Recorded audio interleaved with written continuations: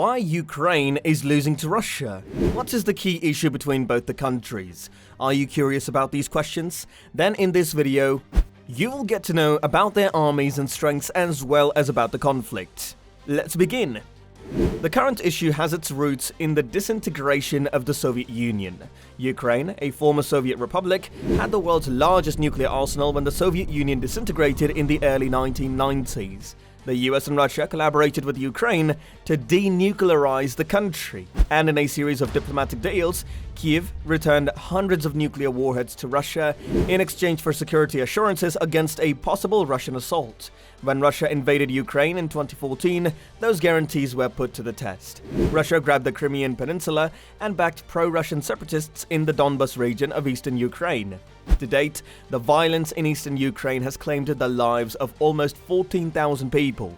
On March 18, 2014, after Putin annexed Crimea from Ukraine, Russian President Vladimir Putin and the Russian-installed ruler of Crimea, Sergei Aksyonov, far-right, attended a rally at Red Square in Moscow, Russia. Russia's assault rose from widespread protests in Ukraine, which saw pro-Russian President Viktor Yanukovych deposed. In symbolic actions that enraged Putin, US ambassadors paid a visit to the protests. President Barack Obama, wary of further escalating relations with Russia, took his time mobilizing a diplomatic response in Europe and did not immediately deliver offensive weapons to the Ukrainians.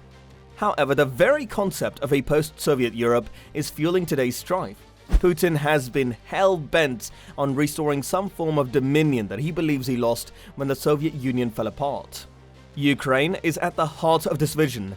Putin has stated that Ukrainians and Russians were one people, a single whole, or would be if other forces had not intervened to establish a wall between them.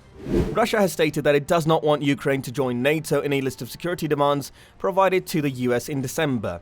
Any NATO drills near Russia's border were to be halted, according to the requests. NATO's presence in Eastern Europe should likewise also be reduced. Putin stated in December that Russia was looking for assurances that would rule out any future NATO movements eastward and the deployment of military systems that threaten us in close proximity to Russian territory. The West has criticized several of these ultimatums as non-starters. Putin, who has denied for months that he is planning an invasion, has also described Ukraine as a man-made country cut out of Russia by foes, a description Ukrainians find alarming and incorrect. In January, Samir Puri, a senior fellow at the International Institute for Strategic Studies, told Al Jazeera that Russia's goal would be to defeat the Ukrainian armed forces in the field, inflict a crushing military defeat that humiliates the Ukrainians, and by extension create concern that Ukraine's support from its Western allies, the US and UK, is insufficient. Russia boasts one of the world's most powerful militaries. It is one of the top 5 countries in terms of military spending. Russia spent $61.7 billion on the military in 2020, accounting for 11.4% of total government spending. According to the Stockholm International Peace Research Institute, Ukraine spent $5.9 billion on its military, or 8.8% of total government spending. Moscow has already placed Iskander, short-range ballistic missile systems, rocket launch systems, battle tanks, and towed artillery within striking distance of Ukraine. Ukraine is getting external help as well. Due to the ongoing tensions between Ukraine and Russia, the United States has sent 90 tons of military aid to Ukraine, while approximately 100,000 Russian troops remain stationed along the border. According to the US Embassy in Kyiv, the shipment is part of an additional $200 million in lethal aid ordered by President Biden in late December, and includes ammunition for Ukraine's frontline defenders, along with intelligence services. According to the State Department, the United States has donated $650 million in defense equipment and services to Ukraine in the last year, the most it has ever given that country. Several other nations have transferred military weapons to Ukraine, notably Estonian Javelin anti-tank missiles and Latvian and Lithuanian Stinger anti-aircraft missiles. Kyiv also uses Bayraktar drones, which are built in Turkey for reconnaissance. In practically every area of head-to-head comparison of Ukraine's and Russia's military capabilities, Russia outnumbers Ukraine. According to Global Firepower, Russia is the world's second most militarily powerful country, whereas Ukraine ranks 22nd out of 140 countries. In terms of active personnel, Russia has roughly 850,000, whereas Ukraine barely has 250,000. Russia's air power is likewise superior to Ukraine's. Russia has about 4,100 aircraft, including 772 fighters, whereas Ukraine has only 318 total aircraft, including 69 fighters. Russia possesses roughly 12,500 tanks, whereas Ukraine only has around 2,600 tanks and 12,000 armored vehicles. Russia, on the other hand, possesses almost 30,000 armored vehicles. In terms of fighter jets, Russia possesses 772, whereas Ukraine only has 69. The vast financial resources required to support Russia's recent mobilization around Ukraine exemplifies the vast gap in military capabilities between the two countries. Many defense experts believe that during the 2008 conflict with Georgia, Russia has made a remarkable effort to modernize its military, transforming it from a Soviet-era force to one that is more well-equipped and well-organized. Additionally, its army has extensive combat experience from the Syrian and Ukrainian conflicts. According to other observers, a Russian invasion would rely on long-range weapons like cruise missiles to hit important Ukrainian targets from afar. NATO countries have been sending Ukraine with further lethal aid in recent weeks, such as the United Kingdom's delivery of 2,000 anti-tank guns, despite the fact that these shipments are intended to make any Russian invasion more expensive for them. Few experts believe these weapons would influence the outcome of a Russian strike in the short term.